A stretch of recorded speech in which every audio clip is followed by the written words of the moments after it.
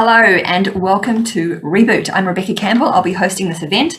Before we start, I'd just like to acknowledge the Gadigal people, the traditional owners of the land in which much of us are meeting on today, and their elders past and present. And because we're online and lots of us are in lots of different locations, I want to acknowledge the traditional owners of the lands in which we're all meeting on today, and any Aboriginal Torres Strait Islander people who are participating in this event. So I also want to acknowledge that it's raining outside, and I hope that you're all managing to keep dry. So in a moment, I will introduce Craig Davis.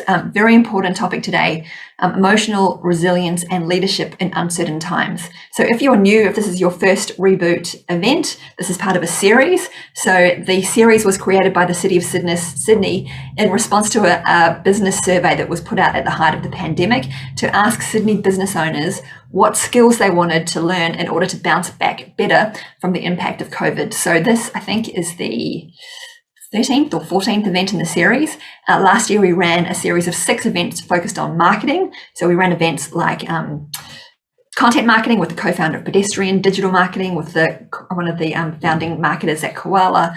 There's a whole lot of programs up there. We're going to share in the chat a link to the videos of all the past events. This is part of a series focused on strategy, leadership, and finance. Last week, we had a session with the CEO of Xero on leadership. The week before, we had a session with Rick Baker from Blackbird on capital raising. So if you want to check out any of the other events, please check out the videos.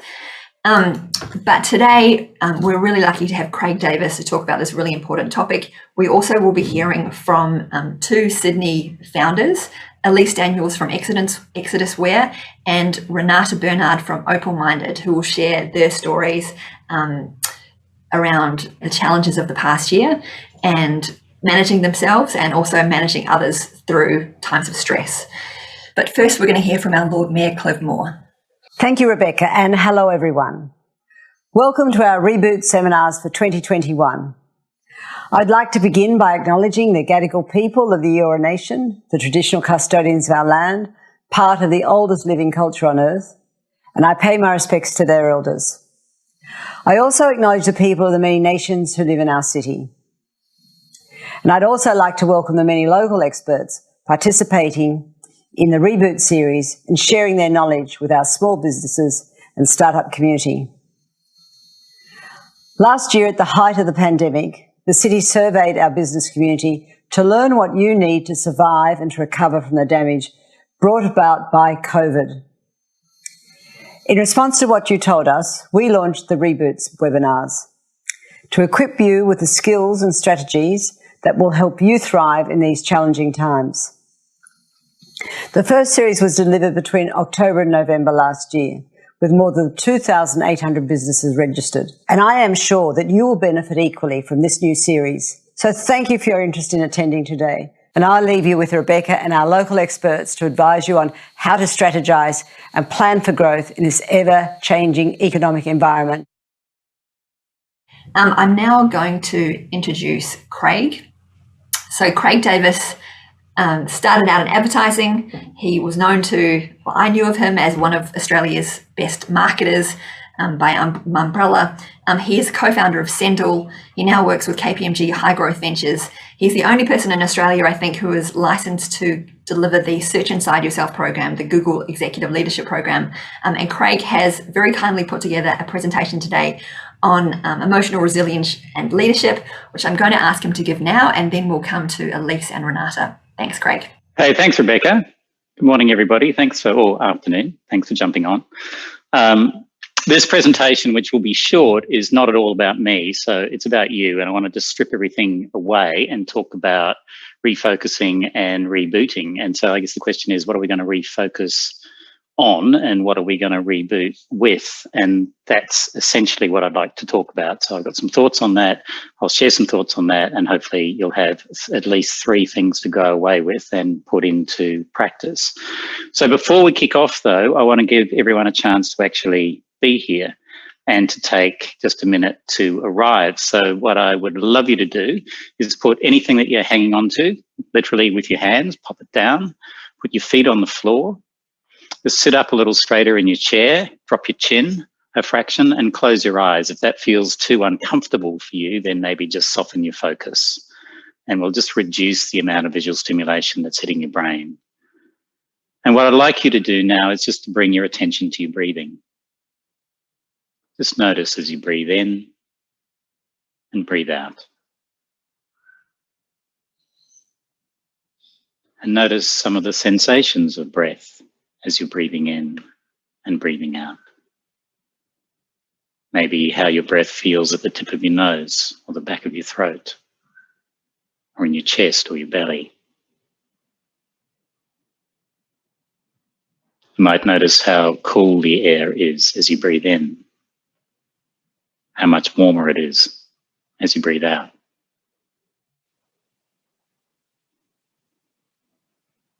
You might even notice the little pauses in between your in-breath and your out-breath, and your out-breath and your in-breath. And if you find yourself distracted at some point by a thought or a feeling or some kind of sensation, an itch, just see if you can, having noticed, bring your attention back to your breathing.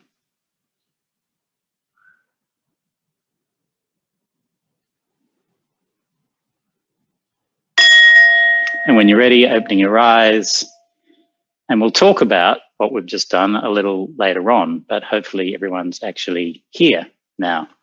So a quick word about me. I'm probably the oldest person who's going to be talking from this end this morning. And so as a consequence, I've probably done quite a lot of things. I've certainly started 11 businesses since I left university. Some you've heard of, some you haven't. So I've got a very comfortable relationship now with failure, although that was not always true. And for most of the first 20 years of my professional life, I only had one strategy, which was just to work harder than the people around me. I wasn't the smartest person in the room. I didn't have the best education. So my attempt to compensate for that was simply to just work and work and work, which served me very well for a number of years until basically it didn't. And it has a corrosive effect, that strategy. It's pretty flawed.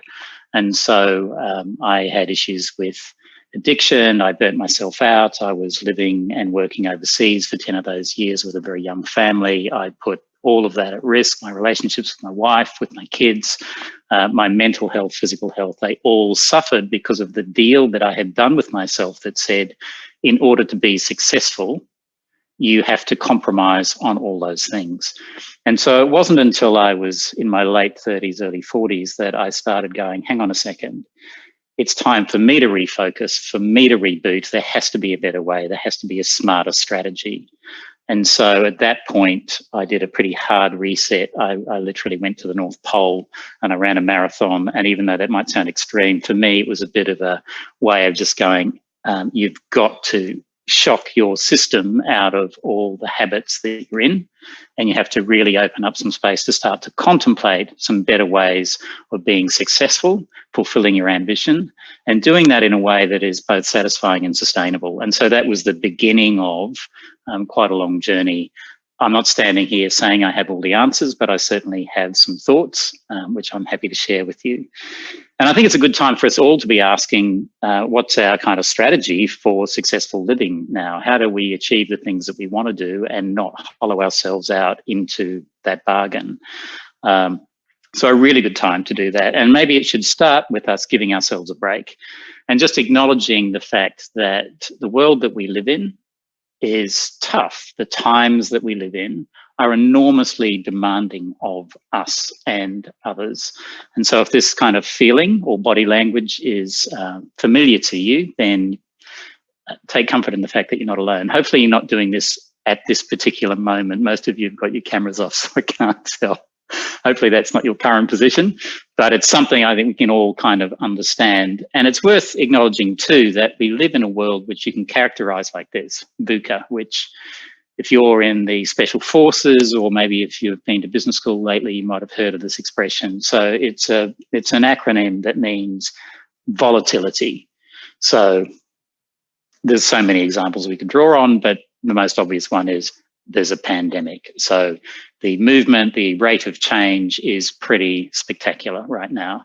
There's a lot of uncertainty. So again, you could throw whatever you like into that, vaccine rollout, vaccine efficacy, Australia's relationship with China and the US, a whole host of things. Complexity. So The issues that we face now as a cohort of humans on the planet are more complicated than they've ever been. Again, lots of examples we could cite here. And the last one is around the A is for ambiguity. So most of us on this call will be fond of saying things around problem solving. We love solving problems. That's why I started a business. That's why I'm in business. I love the opportunity to solve things. Often, identifying the right problem to solve is the hardest part. And so that kind of ambiguity, those kind of wicked problems are our lot. And on top of all that, it's just getting faster. So all these things are accelerating, and it's not going to ease up anytime soon, no time in our lifetime. It looks like it's just going to get busier and busier as we go. And so it's pretty normal to be feeling rattled by this, to be feeling discombobulated, to feel upset about it, to feel confused about it. That's a kind of normal state of being for us. And probably worth pointing out too, that if you think that you've got an over-busy mind and you spend too much time thinking about this stuff or being disconcerted by this stuff, you should know this, that as humans, we have somewhere between 50 and 70,000 thoughts a day. And that those thoughts, if you were to run them through sentiment analysis, they would skew to the negative. They are more than 50% of them skew towards the negative. And the third dimension of this is that we've had most of them before. Upwards of 90% of those thoughts we've had before. And so that's a thinking pattern. That's a default state. That's not that helpful because it's associated with yes, confusion, but also unhappiness. It's not a happy state to be in, even though that's our default. So here's an opportunity for us to start to explore or entertain some other skills that most of us won't have picked up in the family or at school or at university, maybe not in the workplace either. And so this is what Rebecca was mentioning when she said a program that was developed at Google a few years ago and tested on thousands of Googlers in an effort to turn them into even higher performing human beings. And it's rooted in emotional intelligence. So just quickly, I'll give you a snapshot of this. So at the very center is just learning to be present, to be mindful, to be aware of what's happening with you. It's not about achieving a certain mental state. It's just about tuning in to the particular state that you're in and using that information carefully and wisely.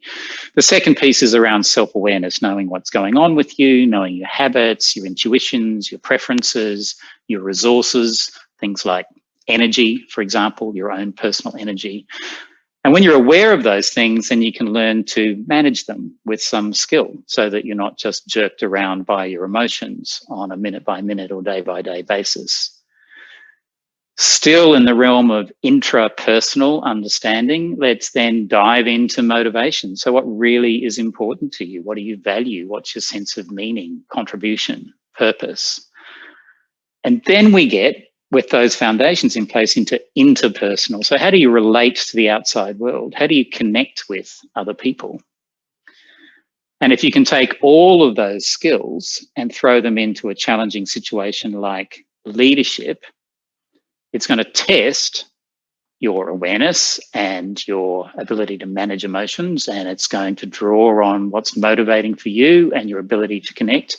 And those really are the challenges of leadership, which again, I would suggest are probably tougher now than they've ever been in human history. And the way that we approach that is if we develop these emotional intelligence skills, then we'll start behaving at something like our best or closer to our best more frequently, more often. And when we behave at our best, the influence that we have, the impact that we have on the outside world is way more positive. And so really that's a framework for thinking about individual performance, team performance, and this notion of leadership.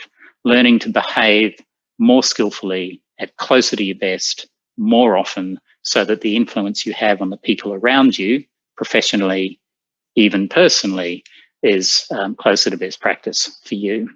So here's one of three things I want to encourage you to do. One is get off autopilot.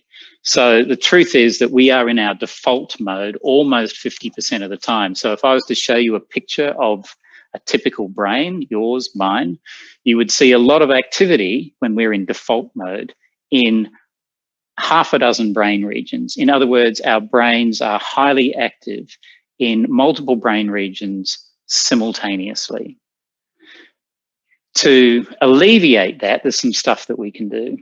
The notion of autopilot itself is something that we should just drill into for a moment. So when we're on autopilot, we're highly distracted. We're likely to be quick to judge and be critical of ourselves and others. Our attention is anywhere else but now. So we have a tendency as human beings to relive the past and agonize over things that have already happened, or to worry or catastrophize about the future. We're not very good at being in the moment. That's a skill. And the last aspect of autopilot is probably this one, which is that what we're doing on autopilot is we're just running established habits and assumptions and patterns of behavior, which is just not great for us. So wouldn't it be much better if we were a little bit more aware, if we could tune in more readily to what's happening right now? So let's do a very simple micro practice. Feet on the floor, nothing in your hands, closing your eyes, and we're going to take 3 breaths together. And with the first breath, as you breathe in, I just want you to bring attention to the fact that you're breathing right now, and breathe out. And with your second breath, breathing in, I want you to relax your body as you exhale, letting go of any tension that you're holding. And with your third breath, ask yourself, what's really important right now? And breathing out, opening your eyes, and we're back. And so that's a little reset, or a little refocus, or a little micro reboot that you've just done in 3 breaths that you would have taken anyway. What starts to make itself available to us as we think about and put into practice these tools is that there's a gap available, or a space between stimulus and response. And most of us don't even see that there's an opportunity for that space. So this was observed most beautifully, tragically and poetically by this man, Viktor Frankl. So he's a survivor of multiple concentration camps in World War II. He was a psychologist and psychiatrist and became a famous academic post-war. He wrote a book called Man's Search for Meaning, in which his principal observation is that we just can't control our circumstances, but we can be choiceful about the way that we respond to them. And that we should just take a moment, just a second or more, to separate the stimulus from the response. Because when we do, in that space, we have this opportunity to choose. And in the nature of the choice that we make lies things like our personal growth, our liberty, our freedom, ultimately our happiness. So through these practices, we're just creating the time and the mental dexterity and bandwidth to work inside that space. So speaking of working inside that space, here's the second thing: lead yourself wisely. So what do I mean by this? We have a tendency, and you're all high-performing human beings, I'm sure. That's why you're on this call. You've self-selected into this discussion. Leading ourselves wisely, we're not usually very good at this, because as business people, we tend to put the business first and the team second and ourselves last. And that's often a terminal mistake for businesses. So I work a lot with early stage businesses, with founders, with startups. And of the startups that fail, which is most of them, over 90% of them, almost 2/3 of them fail because of founder health and wellness issues. Sometimes that's breakups with co-founders, other times that's physical and mental health issues. It's the leading cause of failure, not customers, not capital, not running out of road, but actually exhausting themselves, burning themselves out and blowing themselves up. So it's a massive problem that we need to find ways of addressing. And one of the things that is often hard to convince people of is that they should look after themselves as a founder or a leader of a business or a family or a life, and sometimes all three, business, family, and your own life, to put yourself first, to actually take care of yourself in the first instance. That's a strategy for effective self-improvement. So there's some research around this, and I'll give you the kind of snapshot of it, is that if you learn to lead yourself well, if you practice self-compassion, if you ask yourself what would be of service to yourself, even around mistakes and failures, which this research centered on, instead of that amounting to being soft on yourself or going easy or, I don't know, being ambivalent or apathetic about outcomes, which are things that we associate with being kind to ourselves often, the truth is very different. That in this particular research, people who practiced self-compassion were more likely to develop a growth mindset around mistakes or failures that they had encountered or even caused somehow, or a catalyst for, and that they would believe in change. It was more likely to lead to higher levels of motivation to address those things, to correct those past mistakes. It was more likely to improve your motivation to grow and to learn from other people. And it was more likely to turn into a very pragmatic expression of this, which is that your effort, the effort that you would make to improve this and recover from a setback, was actually heightened.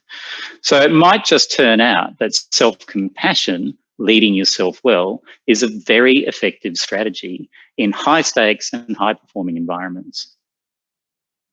And here's the third one: lead others well. This is pretty interesting because we have a whole bunch of assumptions and associations and stories that we tell ourselves about leadership. But one observation that Google as a company made, so Google is a high performing company. It hires super high performing people straight out of MIT and Stanford, top 5% of their classes. So all these kind of brainy, crazy smart people, and they throw them into the company. And then they started to observe over time why it was that some teams were super high performers and others just weren't so good.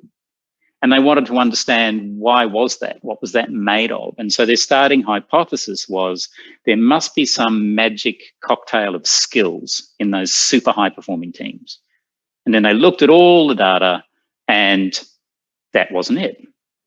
So the next starting point was, well, how about there must be something magic about the leadership style of the team leads that is leading to that outperformance. Looked at all the data, and again, that wasn't it. And what they discovered was what they came to call psychological safety, what were really the unwritten norms that were established between these outperforming teams. And those norms can be reduced down to three things, essentially: that people felt understood by each other, they felt they could speak freely inside that team, and they felt that they could be vulnerable and take risks. And so it's not the only thing that makes up a high-performing team. As you can see here, there's other aspects to this. You need to be dependable. You need to do what you say you'll do. You need structure and clarity so that everyone's not running around trying to do the same thing at the same time, like, under 6 soccer teams, all trying to kick the ball at once. The work itself has to feel meaningful for people, and people also need to feel they're having a material effect or impact on the outcomes. But far and away, the most important thing was this notion of psychological safety. I feel understood, I can speak freely, I can take risks. And that's got a lot to do with our capacity for empathy. And this is really just one application of empathy as a skill in business. But let's stick with this one around team. So let's do a third practice: closing our eyes, feet on the floor, dropping our chin, hands in our lap. And we're going to take 3 breaths again. This time, on your first breath, I want you to bring attention to your breathing. And with your second breath, I want you to see a similarity with another human being. They might be on this call, they might be in your team or family. Just recognize a similarity that you share with them. And with your third breath, I want you to just offer them some kindness. Just think something kind and generous about that person. And then you're back. So again, in the space of just 3 breaths, you've started to develop new neural pathways, literally in your brain, that are associated with this capacity we called empathy, the ability to relate to and connect with other human beings. So on this call, we've done 3 micro practices. We took a minute to arrive. Here's another interesting bit of research. If you take a minute to arrive at the start of a meeting or a call like this, it's highly likely that you'll save about 1/3 of the planned time and achieve better outcomes. So if it was going to be an hour, it can just be 40 minutes. You've just saved 20 minutes in your day by making sure that people are attentive from the start. We've done a 3 breaths practice just to reset. And we've done a shift to connection to help us connect with another human being, or other human beings, plural. So here's a 4th tip. None of this stuff works. Even if some of it sounds like motherhood to you, it doesn't work by thinking about it. It only works if you put it into practice. So I'll tell you a very quick story about a founder. I work with, as I said, a bunch of well-known startups in this country, and one founder in particular I caught up with recently, and he was wearing an Andy Warhol t-shirt. And I said, wow, you look a lot more relaxed than when I saw you last. And he said, oh, Craig, no, this t-shirt, this is not a good sign. He said, I have not slept in days. I have not had a day off all year so far. It's March. Haven't had a day off all year. He said, wearing this t-shirt is my attempt to convince myself that it's the weekend when really it's a Tuesday. And so even though we've spent a lot of time talking about these tools and practices, if you don't practice them, if you don't actually do them, they're not going to work. Conversely, if you do, they will. So having shared that, let's get into a conversation with Elise and Renata. Hi, Craig. How's it going? Hi, Elise. How are you doing? Hey, Elise. Hey, Craig. Thank you so much for sharing that. There was so much in that, and I know I have a bunch of questions. I hadn't thought about founder well-being being the number 1 reason why startups fail, but I've been through a co-founder breakup myself, and it was the most horrendous thing. And now with perspective, fortunately we're friends again, but there's a lot that I want to ask you personally on that. If people who are attending, if you would like to ask questions too, please do put those questions in the Q&A. Next up, we have Elise. So Elise runs a super successful company, Exodus Wear. So she started the company when she was just 20 years old. Exodus Wear, if you haven't heard of it, do custom jackets for schools and for dance studios as well, right, and sports teams. So Exodus Wear is now does multi-million dollars in revenue. Elise has 12 employees. She is now 12 years in with the business, and she has her own personal story about her journey as a founder and reaching a burnout point, which I've asked her to share today, and then we're going to have a discussion between Elise and Craig. If you'd like to start by sharing your story, Elise, that would be awesome. Hi, everyone. Thank you so much for taking the time out to spend it with us. I think, number 1, that's a good sign that you're even doing that, because if you're, stressed about your business, the first thing to do is kind of acknowledge it. So here's my story. In 2014, when the Australian dollar crashed, our business suffered a lot. So we manufacture in China, we buy in US dollars, and obviously the US AU currency fluctuates. And in 2014, it started at like 94 cents or something like that in, I think, June. And pretty much in the space of 12 months, it had dropped to 60 something cents. And we had no foreign currency plan at all. And we have a very complex, sales process in that we start working with schools when the students are in year 11. So when they're in year 11, we will secure the order, get the design, commit to pricing, and then they're probably not going to actually get their order until the start of year 12. So often the sale can take 6 to 12 months. So if you think about the fact that I committed to an order when the dollar was 94 cents, and by the time I delivered it, it was 64 cents.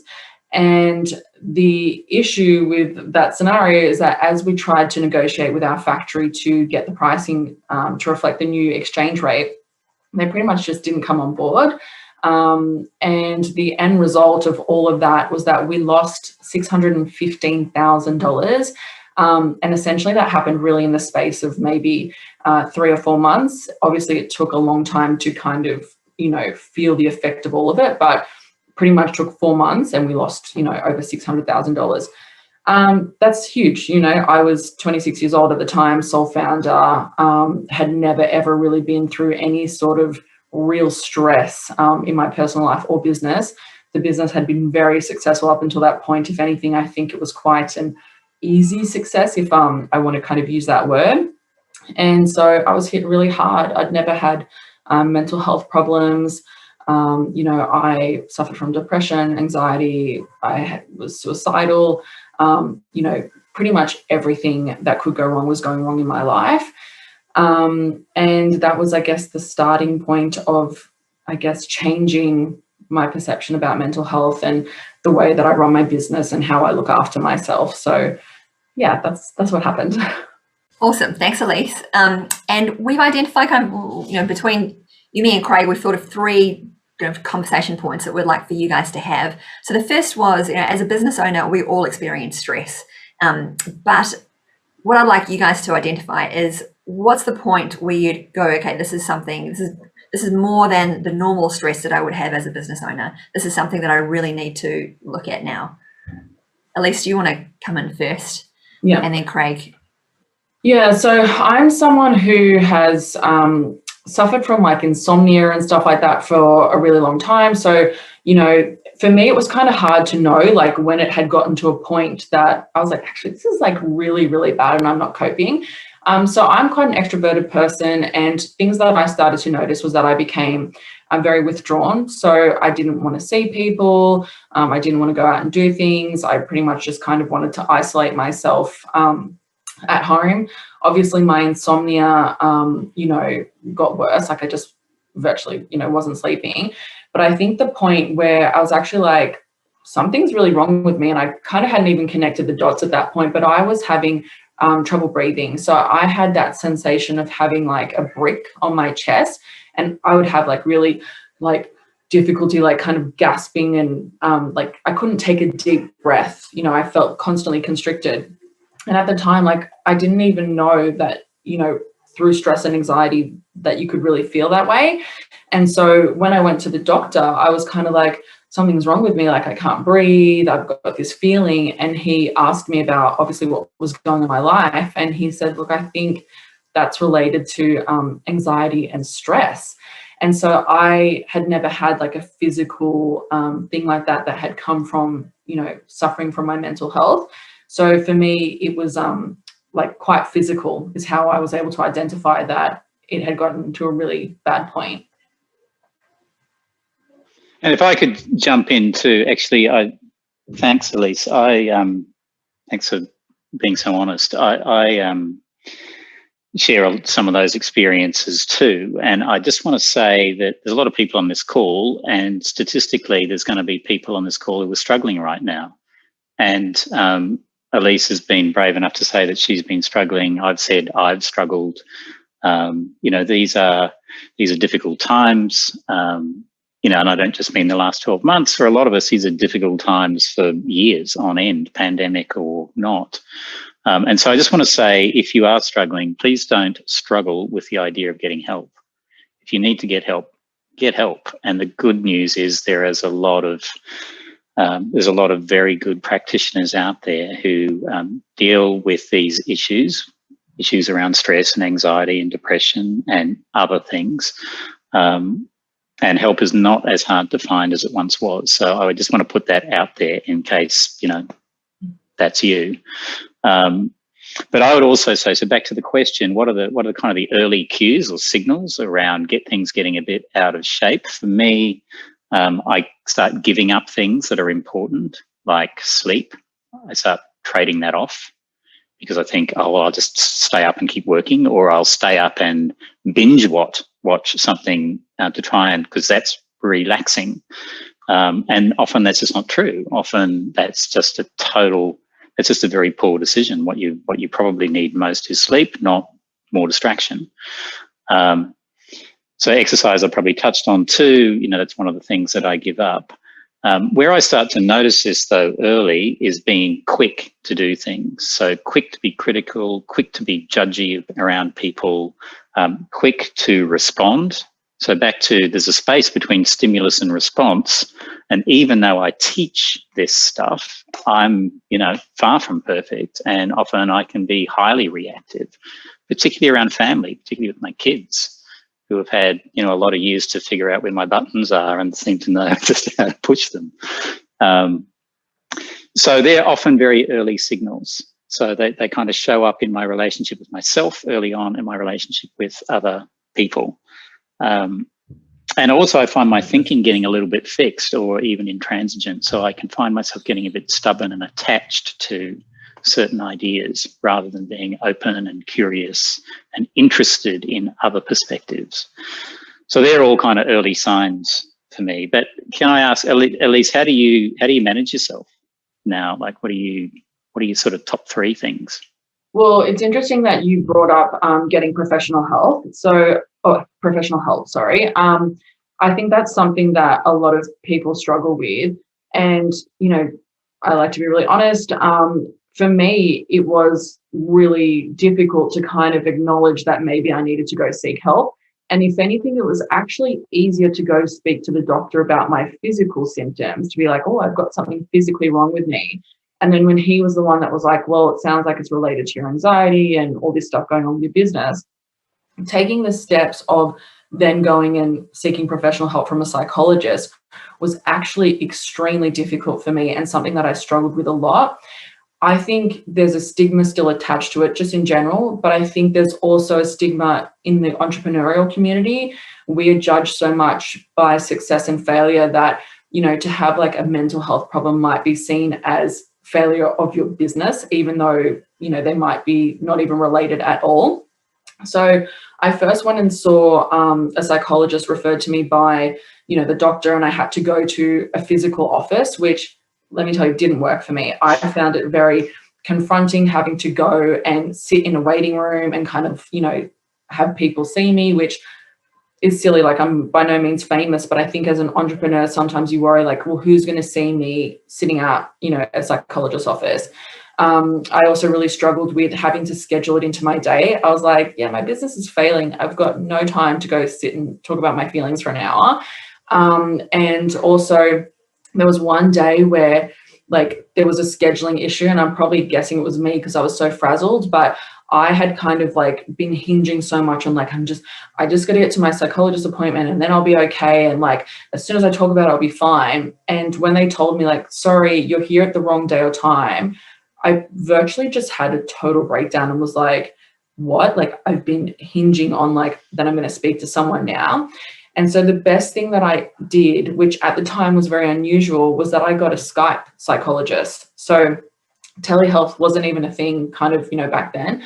And it was actually my brother who found him for me, but I found a Skype psychologist who was Australian, certified and all of that, but he actually was in the south of France, of all places. But what it meant was that I could talk to him at 10 p.m. at night. And so for me, I would work this crazy long day, and then at 10 p.m. at night, I would have this psychology appointment, cry my eyes out, talk about everything.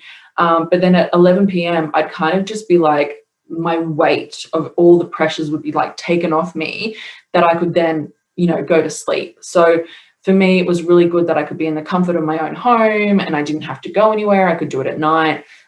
So I understand that there will be people out there who kind of feel uncomfortable speaking to a psychologist, because I'm embarrassed to say it, but at the time I felt like crazy people or sick people talked to psychologists. Like, I wasn't crazy, I wasn't sick. So why should I speak to them? Whereas now my perception is so different. And I think a lot of people's perceptions is different, but I know in particular, maybe older generations who've never ever spoken to a psychologist before might really struggle with that step. So I think if there's one good thing that came out of COVID, it's that the government changed the regulations around telehealth. And now, as part of your mental health plan that you get from your GP, you can actually speak to someone on the phone or on Skype. So you don't necessarily have to go in person. So that was a very long answer for my number one, but pretty much get professional help. The second thing is just talk about it in general. I know a lot of people feel shame and embarrassed, so they don't want to talk about it.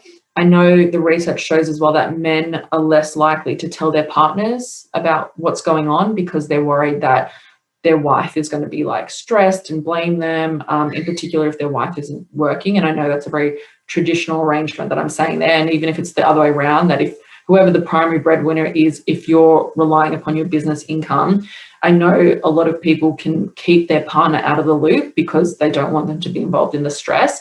So talk about it. I know for me personally, just talking about it so much is not only part of my, it's like cathartic, but it's also part of my healing process. And it also led me to find my mentor, who was really influential in like turning the business around. So talk about it's my second thing. And then my third thing is 30 minutes of movement per day. So notice I don't say exercise because I feel like exercise gives you almost like this pressure and stress that you've got to go do something that looks, you know, like running or whatever. But I pretty much created this rule at the time that I was like so lethargic, I could barely get off the couch because I was, you know, so depressed. I printed a calendar that I had to just move for 30 minutes a day. It didn't matter what it looked like, stretch for 30 minutes, walk for 30 minutes, whatever I wanted to do. And I would mark off every single day that I'd move for 30 minutes. And sometimes I'd literally just like, you know, take my dog to the dog park and he'd have to drag me because I was so lethargic, I could barely move. But there's some sort of like connection between your physical and your mental health that just that little bit of movement each day can really have an impact. And once the momentum starts going, then you find that you can actually go and do exercise and other things like that. And sunlight, you know, I know that I had a vitamin D deficiency during that time because I wasn't getting outside enough because I was just at my laptop. So yeah, getting outside and 30 minutes of movement is one of my things that really helps me. And I've even noticed in the last week where it's just been so much rain, I haven't been able to get out and, you know, go for a walk each day. I've noticed a huge difference in my mood the last week. Thank you, Elisa. Awesome answers, and thank you for being so open as well. I'm just going to come to Craig for the last question. Just on, we want to know what could you do just to prevent yourself getting into a position where you feel overwhelmed? Yeah, look, I touched on this earlier, Rebecca. I think, you know, and I've learned this the hard way. And so this sounds very selfish, but putting a piece of yourself first is the best way of doing that and turning that into a habit. So I'll give you an example. So, you know, sleep, super important to me. I'm a very poor judge of my own sleep, as it turns out. I'm now wearing this ring, is an Aura ring, which I've just had for the last 6 weeks, which is tracking my sleep and my heart rate and heart rate variability. And I wake up in the morning and I ask myself, how do I think I slept? And then I look at the data from my night's sleep and I am so surprised that I'm so wrong so often. And so I'm a massive believer in the importance of sleep, and the science around sleep is just, you know, overwhelmingly conclusive that it matters a lot. So I would say to everyone, every human being, there are very few exceptions to the fact that you need the right amount of sleep for you, and that's kind of 4 sleeping cycles, and that's typically 7.5, 8 hours a night. It's like a superpower. The second thing I would say is that, so back to putting yourself first. So a few years ago, I've got 3 kids, thankfully still got 3 kids, but one of my kids really struggled from her early teens with drugs and alcohol, self-harming,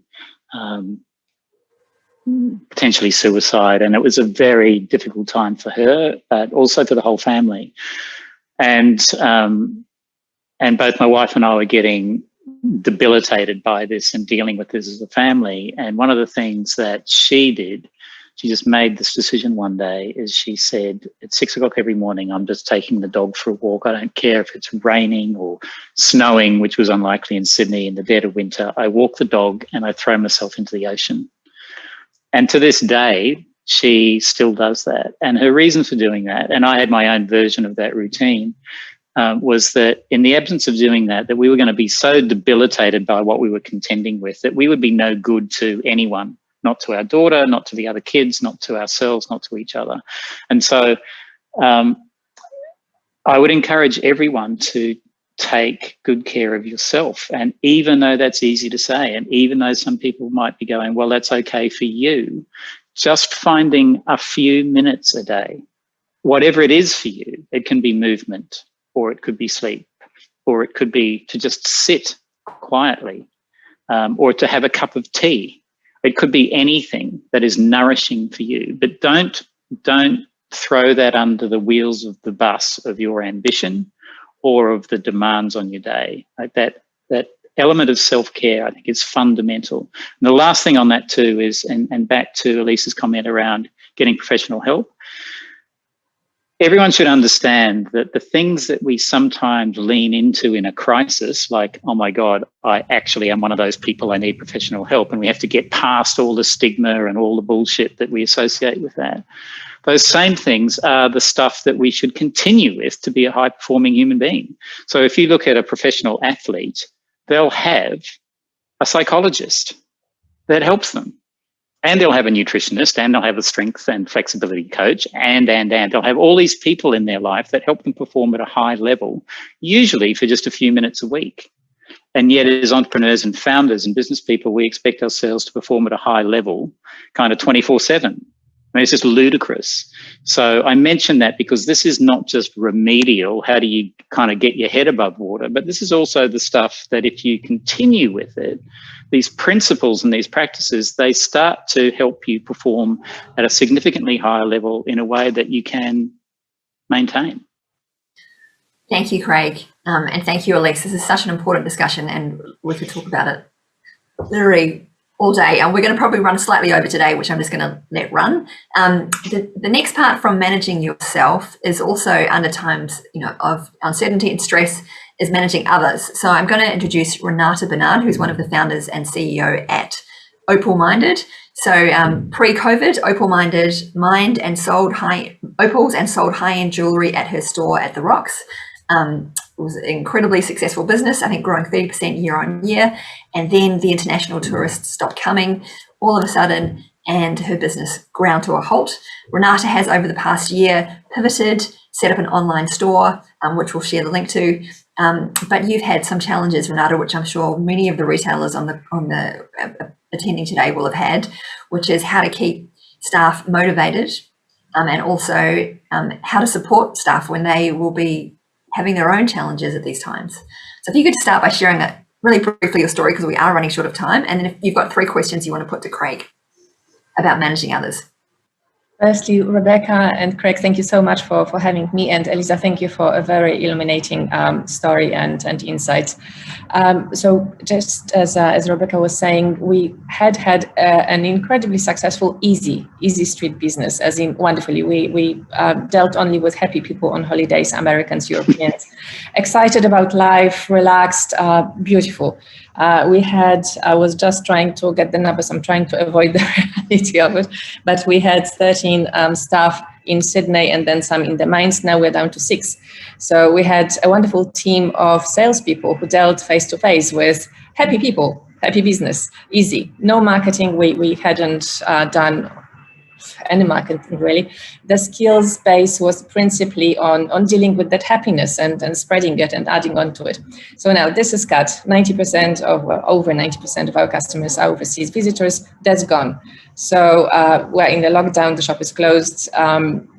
So essentially what happened, just to cut a longer story short, we lost majority of our staff. Before we lost the staff, the people who decided to leave, we haven't asked anyone to leave. We managed to build together a CRM, and we managed to conduct quite a lot of training on persuasive communication in writing this time. We got writers from UNSW to give us coaching sessions on this. So we had these very tactile kind of face-to-face people dealing with face-to-face issues, no marketing. Now, this is all taken away. This is all collapsing. Some people left because the reality of it was just a little bit too much. And I guess perhaps my skill at the time of managing this and recognizing the problem that I was facing was not only in 1 year. I have it here now, although it's still, there's a lot to learn on the go. So what we have now is a hugely resilient group of people who each of them somehow worked out the way of dealing with the stresses of new reality and uncertainty, I guess, in their own way. And we've been trying to make it good for a group as well. However, one major problem that we have is the 2.5 staff that we have in the store, in the Rocks. The Rocks in Sydney is a desert now. So all the tourists are gone. When Australians come in, they're not coming there to buy. They might come in for a beer or there are some new government initiatives. So it's a very difficult, it's very hardly hit part of Sydney or Australia when it comes to the borders closures. So we have wonderfully resilient ladies who are working there. However, I can see that the standards that we used to have in the excitement and the happy dealing face-to-face with people, that's slipping. They're still strong. There is one of them is essentially Miss Sunshine. So she's indestructible to an extent, of course. Then we also have a supremely logical being. There are two main people managing the store, but I can see that the motivation on how we used to do the standards that we used to have. So, simple things like lipstick on, uniform, well presented, inviting, happy, all this is not quite as easy as it used to be. And at times I can see it slipping. So how can we recreate it from people who had already shown how resilient they are? And they manage to pull themselves through it. They believe in this company. They believe in what we are doing and that there is tomorrow, because that's also important. But that today is challenging. And the challenge is also in the way they project themselves to the outside, because of course, there's a persona for ourselves and we can be honest with ourselves. But when it comes to people who still occasionally do come in and they are searching for the happiness, the happy moment of getting something, a sign of attainment or whatever. I'm just going to jump in just really briefly, Renata, because I know that because we are so short on time and you have such a great story, such great questions to ask. I just want to make sure that we're going to get to all 3 questions. So I'm just going to run through the 3 questions briefly with Craig, and then I'll ask him to answer all 3 of them at once, so we have a chance. We'll also answer the questions from the audience as well. So you had a question was, how do you keep these standards high in retail stores, which I know is a challenge for a lot of retailers, given that you don't have the same kind of customers and the same level of customers that you might have had 12, 18 months ago. Another question was around, how do you support team members when they are down? So we've talked about self-care, but how do you make sure that your team are okay? And then sometimes when people might be down or might be upset, I know I felt this, is how do you stop them from impacting everybody else on your team? So they're the 3 questions that I think we're going to put to Craig. So if we can put all of those questions to you, Craig, now, and then we'll come to questions from the audience. Wow, okay. I'll try and be economical in the way that I answer them, and then we can drill into it a bit more if there's time. So the first thing I would say, Renata, is well done. And it sounds like you've done a really good job of adapting to a time of, real crisis. The second thing to say is that not everyone is going to, not everyone will adapt well. And what I mean by that is that you can offer support and feedback, and you can be very generous around communicating and encouraging the right behaviours, but not everyone will actually make the transition well. And that is not entirely your responsibility. So let me just break that down for a moment. So the first thing is that support, and it sounds like you're doing this, so giving people support as in opportunities to communicate and interact with you. It's a small business. I imagine there's no kind of closed door policy. I imagine you're a very open and communicative person. The first thing, though, maybe around that is that people are complicated. people are maybe more complicated in the last 12 months than they've been for a while, and they're going to demand more time than they ever did. So I think for anyone who's part of a team and anyone who's got responsibility for leading a team or a business, you have to accept that you're going to be investing more time and more energy into those team members. The second thing I would say is, even though these are very challenging times for lots of individuals and lots of businesses, that feedback is really important. So to your point about standard slipping, that doesn't mean just because everyone's maybe feeling it and it's tough and it's difficult commercially and personally, that feedback is not a thing. Feedback should still be given, and it should be given in a way that is constructive, but isn't just dressed up in a way where it's innocuous. So if people aren't satisfying the standards, and maybe more particularly the values in the business, that's something that needs to be addressed, and people given an opportunity to respond to that and hopefully then kind of lift their game.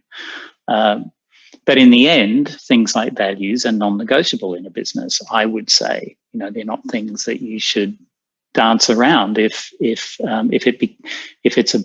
a standards issue, that's a little different. If those standards are rooted in a value that near enough is good enough, or it doesn't matter because there are no customers, that feels like a values thing to me, and I think we need to find a way to address it. And if it's addressable, that's awesome, and if it's not, then you have to make a decision as a business owner and leader about whether you're going to accept compromise around values or not.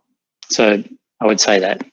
I think the second question was around the transformation from kind of a more of a face-to-face world into a digital world, if I've got that right, Rebecca. And that's something that we've all had to encounter and all had to come to terms with, like the fact we're all on a Zoom call right now, because, Zoom wasn't much of a thing 18 months ago, 12 months ago. It's a thing now, and Google Meet and a host of others. And I'd like to say now that some of the skills in some businesses that are required for the success of that business are different from the skills that used to be most important. And maybe retail is an example, or your particular business might be an example of that. So you don't have happy, wealthy tourists tripping over each other to get through your door and buy things for very understandable reasons. So the skills around digital marketing are in many ways different skills than the skills around retail. And you can train people in the skills, but underneath the skills are motivations. And so some of the people that happened to be in retail who are now trained in some of the things around written persuasion and digital marketing tools will be happy around that, and they will be motivated to do well at that. And other people won't be, because it's not in their motivational makeup.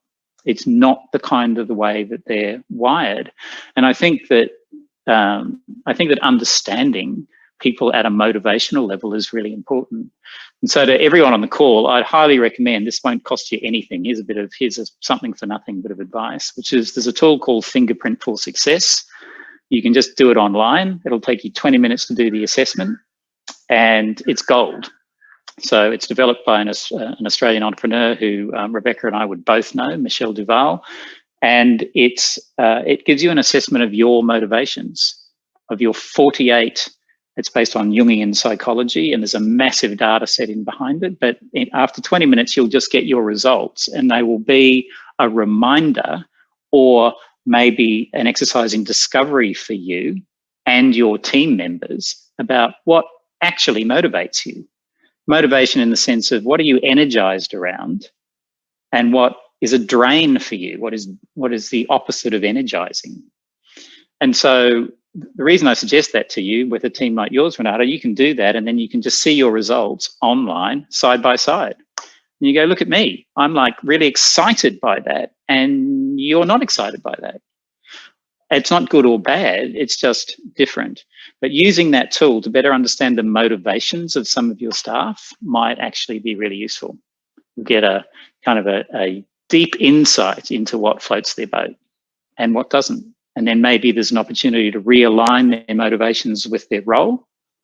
Maybe there's not, but I don't think that's not really a trainable thing, and nor should you be asking people to do things that they simply find exhausting rather than energizing. And the third one, what was the third one? The third one's around people. If people are down, how do you stop them from, bringing down the culture of the organisation or the rest of the team? Oh yeah, okay, that's a really good one.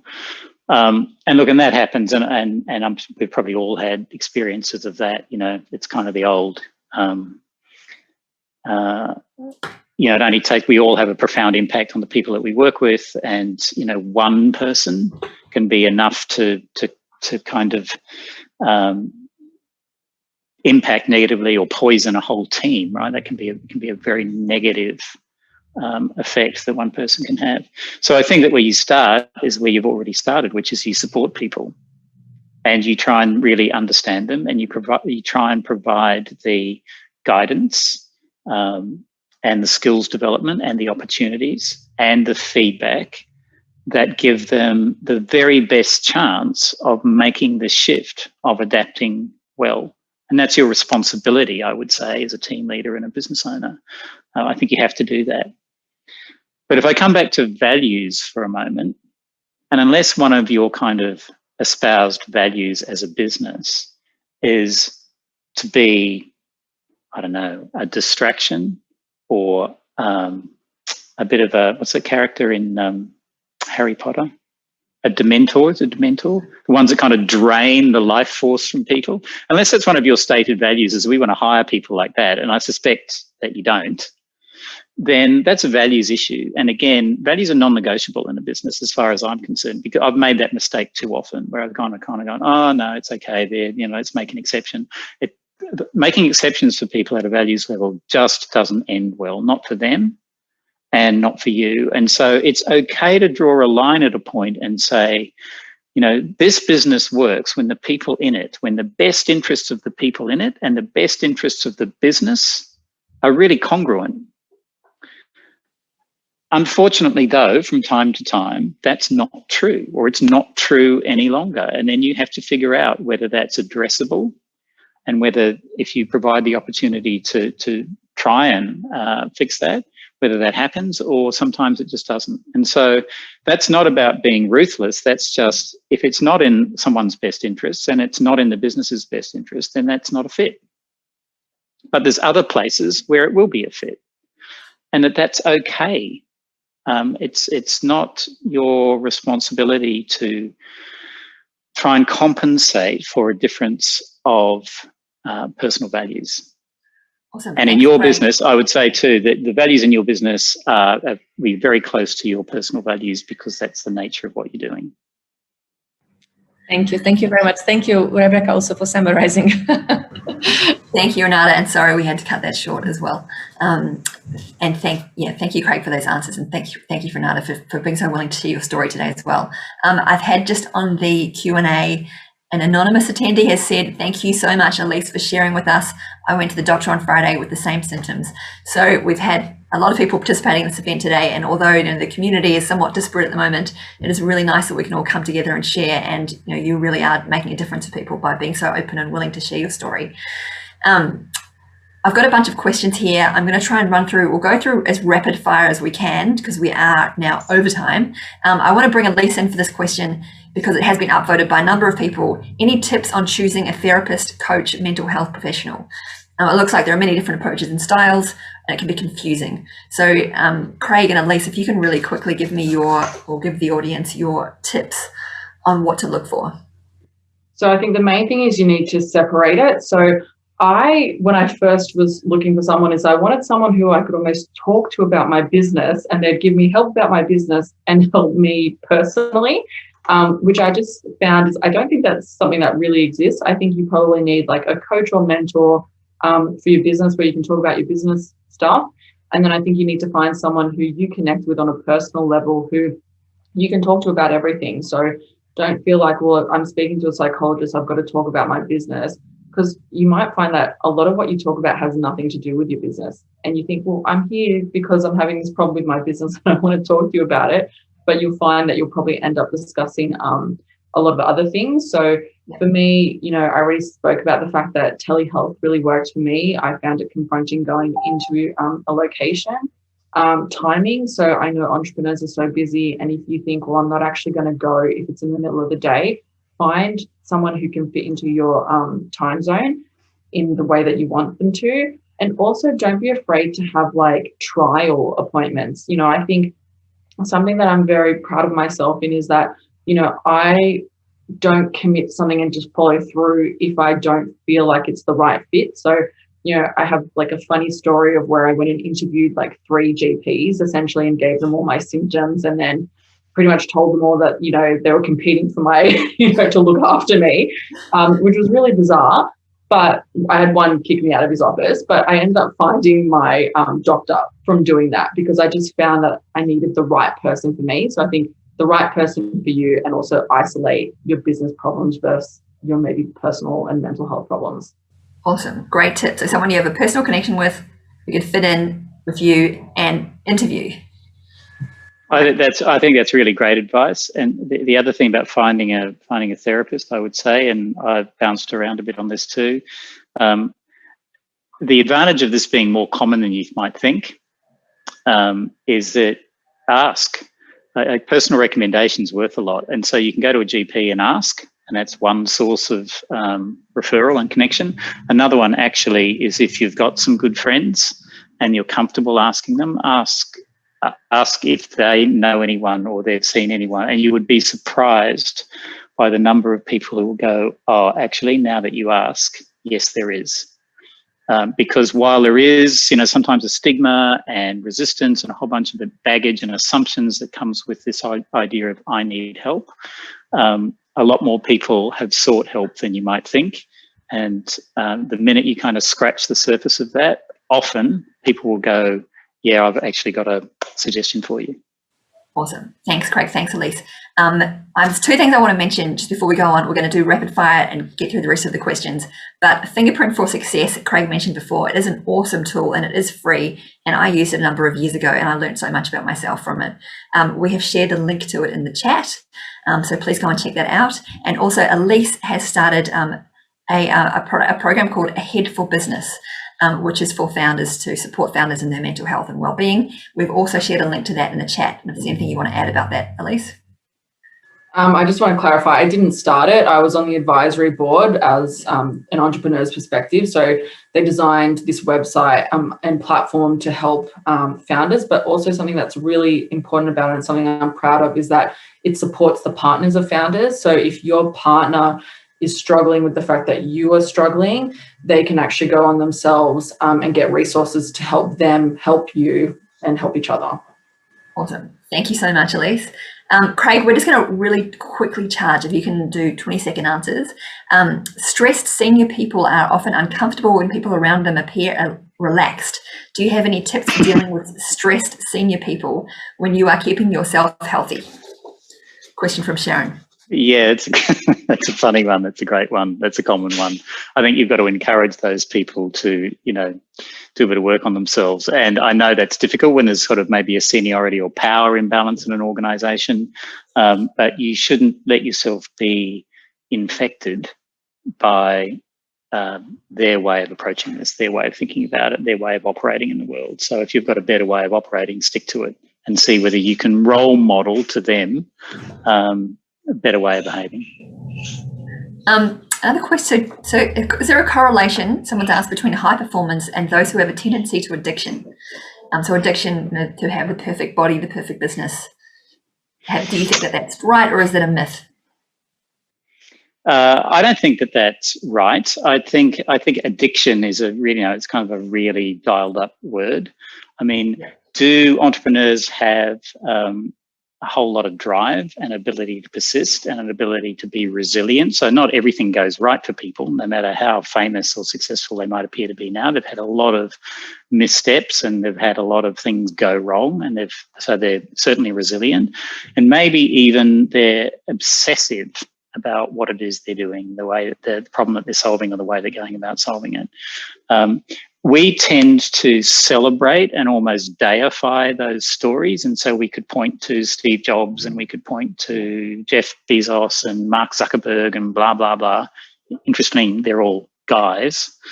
But there's plenty of people out there that have got, I think, a more wholehearted and complete and ultimately sustainable way of being really successful in the world. And so, no, I don't think that there are certain personalities, yes, that are drawn to entrepreneurship, and they tend to be open and curious, but also and extroverted. They also are prone to issues like anxiety and neurosis. That's true. They over-index that way, but that's not the same thing as saying that you inevitably have to be like that in order to be successful. That is absolutely and categorically not the case. And one last question from Adrian, which I think is a good one to end on, is how would you describe success in leadership? What do you think a successful leader looks like? A successful leader is someone who helps people do the best work of their career. You know, a successful leader sees their role as being of service to the people around them, which is quite different from, you know, the 80s, 90s, maybe even noughties view of leadership, which is about leadership's about accumulating and exercising power. You know, enforcing my will or direction or solutions or ideas onto other people. That's a very lame and deficient view of leadership.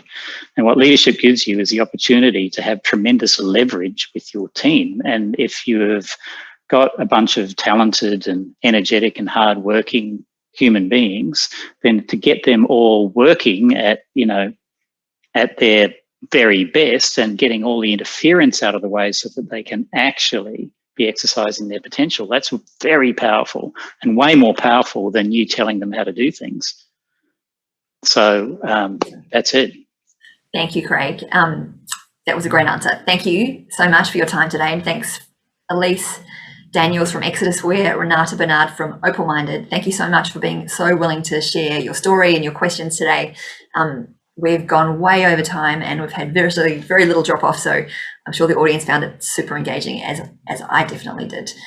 This is part of a series. There is one more to go, which is next Monday. We have a special event for B2B businesses, so businesses which sell to other businesses. We have Lisa Fataris, who is the Chief Marketing Officer at Tyro, and we have Sarah Tang, who is the Head of Enterprise at freelancer.com. And we're going to be talking about sales and marketing for businesses that sell to other businesses, what's changed since COVID, what are the tactics that you can use to, you know, increase sales as a B2B business. Please register. We are limited by the Zoom capacity, so register to make sure that you don't miss out on attending. If you would like to be featured as a case study, please email the City Business email address, which we're sharing on the chat now as well. I hope you enjoyed the webinar today. I hope you got as much out of it as I definitely did. And thank you again to Craig, Elise and Renata. And I hope to see you all attending next week. Thanks.